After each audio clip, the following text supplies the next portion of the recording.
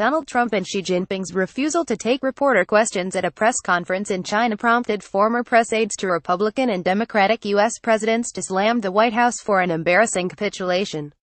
Prominent journalists traveling with Trump and back in the U.S. erupted at the gagging of press at a joint appearance by the U.S. and Chinese leaders in Beijing on Thursday.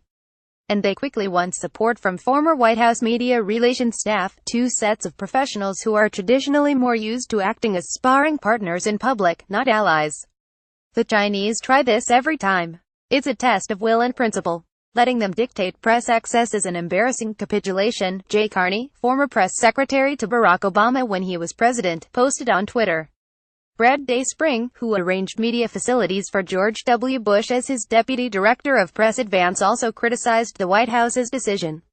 Weeks are spent negotiating every aspect of presidents' foreign travel, including press access. China often attempts to pull back previously agreed to access on day of events. It's job of White House staff to push back on matters they prioritize. Acquiescence, bad negotiating or agreement with the Chinese, he wrote on Twitter. Another former White House press aide, Greg Pitts, who worked for George W. Bush, spoke of pushing back during a visit to China when the Chinese authorities had tried to limit access to the internet for journalists traveling with the U.S. president and sought to silence any questions. He added, "I worked at the White House for President Bush. China regularly insisted on no questions during our travel there. Our team fought for greater press access, including questions." The White House press secretary, Sarah Sanders, defended the decision.